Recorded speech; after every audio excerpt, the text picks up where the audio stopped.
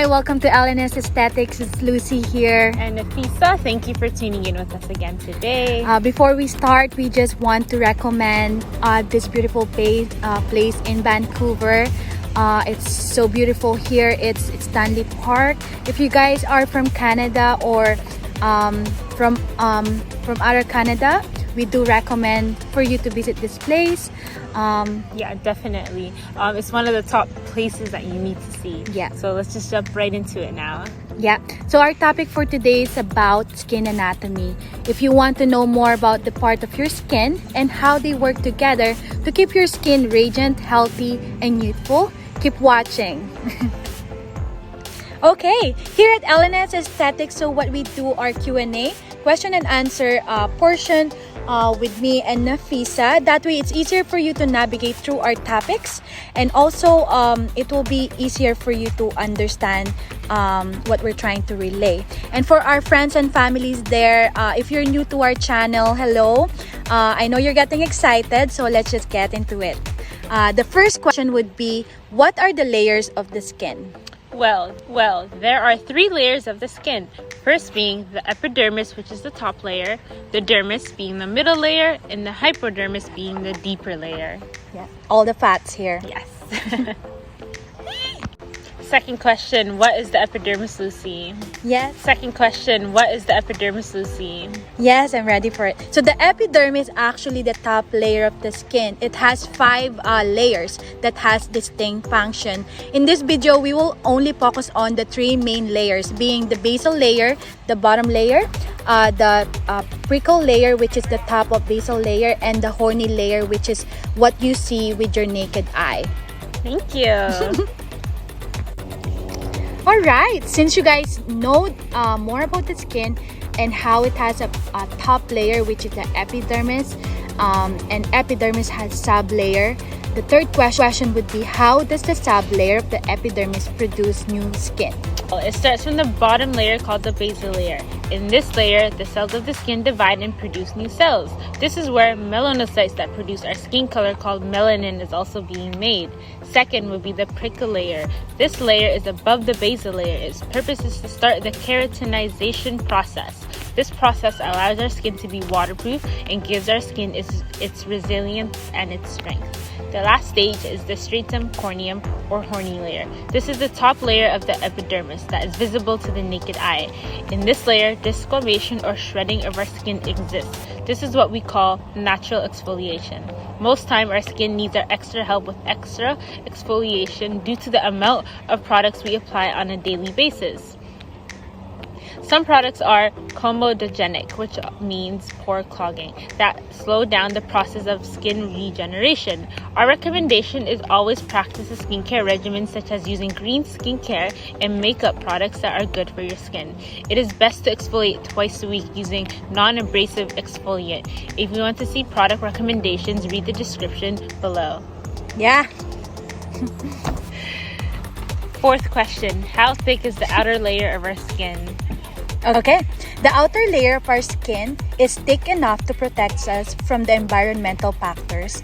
However, a lot of the people that I see on social media, especially doing makeup video, tend to rub their eyes and their face with so much pressure. This area is so thin and it could lead to damage of the skin barrier and also irritation. So be mindful when you are applying products around your eyes especially, and wait for our upcoming videos to know more about the proper ways of applying products on the face. Also, the upper layer of your skin is also dead. So most of the time, if you cut it, you don't really see blood because it's not a live skin. So if you see blood on your skin, that means the cut is a little deeper. Okay. Okay, I know you guys are getting some juiciness from all this video. I hope you guys are getting so much value from all the information that we're throwing at you. If you're a skin enthusiast, and also if you're someone who's going through some skin problem right now, this video is for you. I lost track already from the number of questions that we have, so let's just get into the next one. So can the skin barrier be improved? Of course, the skin barrier could be improved. Using protective emollients can help restore your skin's barrier, such as a good moisturizer. This will not just protect the skin barrier, this will also help restore itself. Products that contain lipid-based or known as oil-based can help support the missing lipids. For this, you can check out our links below for recommended moisturizers. From the DETOX market, they are a company who values safe and effective quality products that also help restore the environment using environmental friendly practices. Yeah, here at LNS, we support green products. If you're not familiar with it, these are the products that are usually good for the environment and for your health as well. Tell us, Lucy, why do some people have bigger pores than others? Yes, this is because of the size of the pores is determined by the amount of sebum being produced in the skin. The more sebum being produced, the more likely our pores stretches to accommodate our sebum secretion. This also happens when the dead skin are trapped under the hair follicle, which also stretches the pores. So sebum means oil. Okay, Lucy, is there any difference between the skin on our face and the skin on our body? Yeah, actually, there are many differences between the skin on our face and on our body. First would be the amount of sebaceous gland on our skin. There are more sebaceous gland on our face compared to the rest of our body. These glands are found where there is hair, which are located on the scalp, the chest, and the back. This causes our body to be more drier. Once again, sebaceous glands produce sebum or oil, which moisturize our skin and prevent hair from breaking. Secondly, it is the amount of sweat glands on the skin. There are many sweat glands on the palm of your hands and at the sole of your feet. Yes, I didn't know this either. Than anywhere else in your body. These are the parts of the skin that doesn't contain any hair follicles. Third, the muscle under our skin. The muscle under our face skin are attached to our skin. So we can make facial expression like this. Whereas the rest of our body doesn't have any attachment. The fourth one would be the sensitivity. Our skin on our face is much more reactive than the rest of our body. The last one being the acne-prone skin. Acne will occur anywhere in the body, especially on the face. The other places can be affected could be the chest, the scalp, the back, and even the legs. Okay, just a recap. The differences between the skin of the body and the face are the amount of sebaceous glands, which secrete oil, the sweat glands on our body, the muscle under the skin, how sensitive our skin can be, and where acne can occur. Yeah, that's interesting, right? Thank you. Okay, what is the dermis of the skin? Well, the dermis is the middle layer of our skin. This is the live skin. It consists of two important layers. If you want a complete skin rejuvenation and anti-aging regimens, this is the area that you want to stimulate and to focus on. Most skin products does not get deeply enough into the dermis, which prolong the goals you're looking to achieve. Lucy, what are the two important layers of the dermis? Yeah, so how I remembered is the letter or abbreviation P and R. Okay, the top layer of the dermis right here would be the papillary layer, which is the P. This layer connects the dermis and the epidermis together. It also have nerve endings and capillaries for us to feel sensation of touch. Melanin is also produced here that is responsible for tanning or what we consider our skin color. The last layer would be the reticular layer. The reticular layer contains collagen, which keep our skin firm and healthy. And the elastin that is responsible for flexibility, that way we can move our skin, is also in the dermis. Water is also preserved here in this layer. Hyaluronic acid is part of the dermal ground substance. However, since it is considered to be a large molecule, when it is added in a product, it cannot be penetrated into the dermis. It can only work as a skin barrier moisturizer. This is because of the large molecule.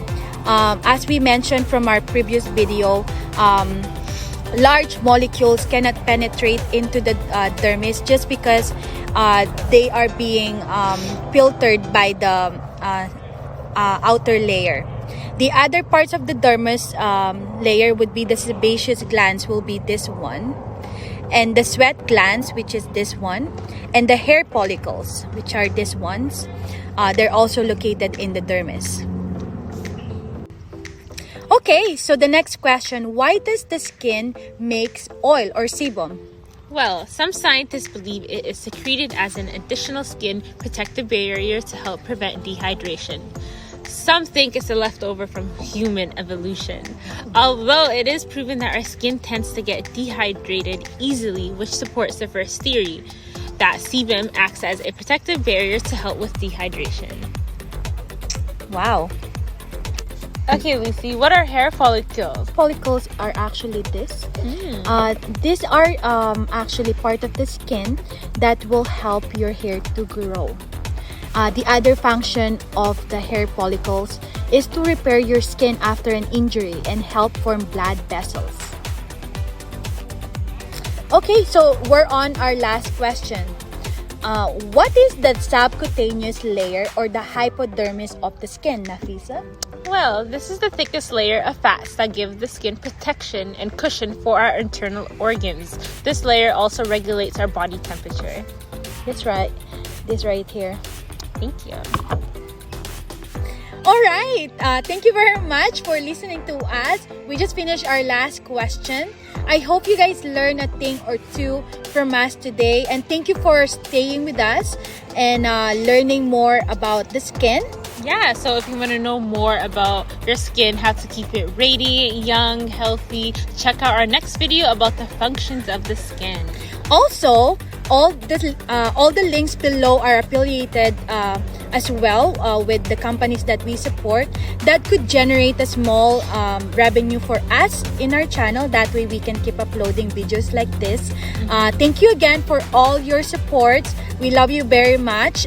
For our family, friends, and also the LNS, from all the LNS babes out there.